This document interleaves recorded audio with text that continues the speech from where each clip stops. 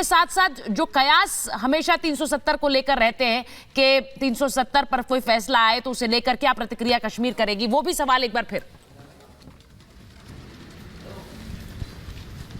बिल्कुल आपने ठीक कहा, लेकिन सुचरिता साथ ही साथ देखिए विपक्ष को पता है कि ज्यादा कुछ अब वो इसमें कर नहीं सकता है, लेकिन हाँ उसको इतना है कि जब सदन की पटल पर ये तमाम बातें कही जा रही थी और जिस वक्त ये ऐलान दरअसल हुआ उस वक्त ये भी कहा गया था कि स्थिति अगर सब कुछ ठीक ठाक रहता है और इसी तरह से कंट्रोल में रहता है तो इसे पूर्ण राज्य का जो दर्जा है वो दरअसल दे दिया जाएगा। तो दरअसल अब उसकी कोशिश ये है कि वो जो स्टेटहुड के बाद वो जो पूर्ण राज्य के दर्जे की बात हो रही थी वो दरअसल अब हो जाए, ताकि यहाँ से केंद्र का जो दखल है वो हट जाए, यहाँ पर चुनाव हो। देखिए यही बात बार बार उमर अब्दुल्ला की ओर से ये कही जा रही थी, हालांकि अनकॉन्स्टिट्यूशनल जो है वो लगातार बताया जा रहा है, चाहे उमर अब्दुल्ला हो चाहे गुलाम नबी आजाद की हम यहाँ पर बात करें, लेकिन मेन फोकस उनका इसी पर होगा क्योंकि उन्हें पता है कि अब ज्यादा कुछ इसमें हो नहीं सकता है। बार बार सवाल जरूर उठाए जा रहे हैं, ये जरूर कहा जा रहा है कि रायशुमारी नहीं की गई, जो यहाँ के राजनीतिक दल थे, जो यहाँ की आवाम थी, उनसे जरा भी ये पूछा नहीं गया और सिर्फ अपने पॉलिटिकल फायदे के लिए दरअसल बीजेपी ये लेकर आई, ये कहा गया उमर अब्दुल्ला की ओर से।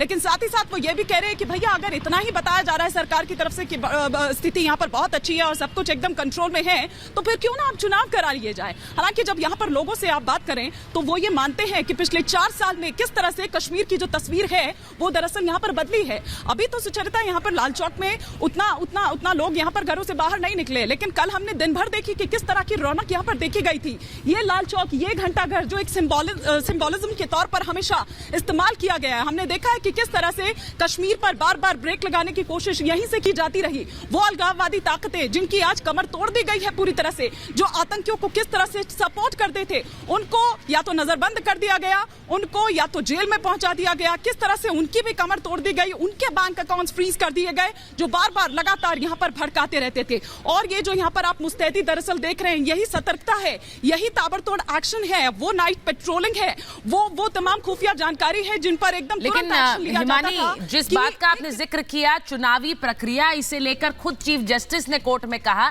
कि सुरक्षा सबसे अहम है लेकिन लोकतांत्रिक प्रक्रिया को बहाल करना भी जरूरी है और इसीलिए चुनाव कब होंगे जम्मू कश्मीर में वो जरूरी है, वो बताना भी चाहिए और उसको लेकर भी शायद आज सवालों के जवाब मिले।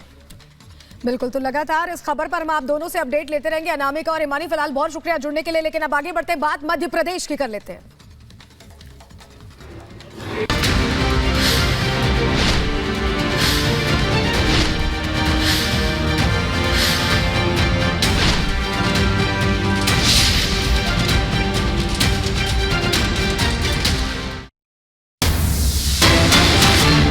बड़ी खबर इस वक्त बता दें मध्य प्रदेश से, जहां आज विधायक दल की बैठक होने वाली है। शाम 4 बजे भोपाल में बीजेपी दफ्तर में विधायक दल की बैठक होगी। पर्यवेक्षकों की मौजूदगी में यह बैठक होनी है। तो बैठक में सीएम के नाम पर मोहर लगेगी और इसका इंतजार कई दिनों से किया जा रहा है। जो टाइमलाइन अभी तक देखी गई है सुचरिता, इंतजार ये किया जा रहा था कि 2 दिन 3 दिन, लेकिन जो मंथन है वो लंबे दौर से चल रहा है और मंथन का क्या आज फाइनल डे है, फाइनल फैसला आ जाने वाला है, इसी का इंतजार।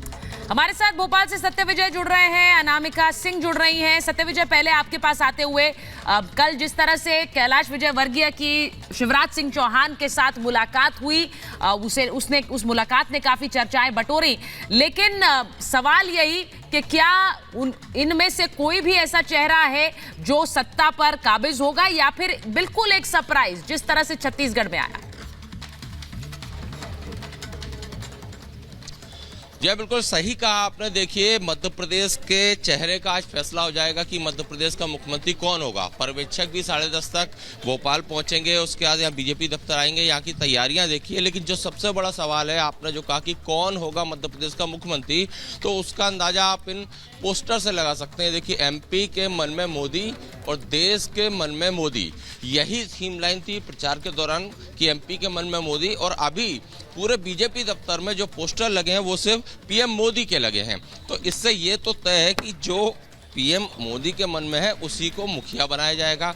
अब वो कौन होगा, जिस तरह छत्तीसगढ़ में जो कयास लगाए जा रहे थे कि नए चेहरे को मौका दिया जाएगा, वो छत्तीसगढ़ में करके दिखा दिया भाजपा कमान ने। तो मध्य प्रदेश में भी ऐसा ही कुछ सरप्राइजिंग हो सकता है। अगर रेस में बाकी चेहरों की बात करें तो शिवराज सिंह चौहान, नरेंद्र सिंह तोमर, प्रहलाद सिंह पटेल, ज्योतिरादित्य सिंधिया, कैलाश विजयवर्गीय, ये नाम तो हैं ही, लेकिन सरप्राइजिंग बता रहे हैं, बहुत सारे नाम चर्चाओं में बने हुए हैं। शिवराज सिंह चौहान भी साइलेंटली अपनी बातें कह रहे हैं, वो कुछ बहुत बोल तो नहीं रहे हैं, लेकिन उनके एक्शंस बहुत कुछ कह रहे हैं। अनामिका सिंह काली हमारी सहयोगी भी हमारे साथ जुड़ी हुई। अनामिका, आप तस्वीरें दिखा रही थी, कल भी आपने दिखाया कि कैसे बीजेपी दफ्तर तैयार हो गया था, और आज तो वो दिन आ भी गया है जब नामों का ऐलान होगा। लेकिन कौन सा फॉर्मूला लागू होगा, क्योंकि छत्तीसगढ़ में भी हमने देखा कि डिप्टी सीएम वाला फॉर्मूला लागू हो रहा है, क्या यहां भी कुछ वैसा होता दिखाई दे रहा है? क्या जानकारी? और देखिए, फॉर्मूला कौन सा लागू होगा ये तो सरप्राइज है, लेकिन जिस जगह पे सरप्राइज दिया जाएगा, जिस जगह पे मुख्यमंत्री के नाम का ऐलान किया जाएगा, उस जगह पे मेरी मौजूदगी है। देखिए, ये बीजेपी दफ्तर के अंदर जो हॉल है जहां पे पर्यवेक्षकों की मीटिंग होने वाली है, उस जगह पे ही मेरी मौजूदगी है। और देखिए, वहां पे साफ साफ लिखा हुआ है नवनिर्वाचित विधायक दल बैठक। और देखिए, ये पूरा का पूरा जो मंच देख रही हैं आप, पर्यवेक्षक यहीं पर बैठेंगे और मुख्यमंत्री के संभावित चेहरे जो होंगे, जो रेस में बने हुए हैं, उनकी भी मौजूदगी मंच पर होगी। 164 कुर्सियां पूरे हॉल में लगाई गई, 163 विधायक है और एक एक्स्ट्रा कुर्सी लगाई गई है। इसके अलावा देखिए, जो फ्रंट सीट देख रहे हैं आप, जो फ्रंट रो देख रहे हैं आप, दरअसल माना यह जा रहा है कि जो सीनियर लीडर्स हैं एमपी बीजेपी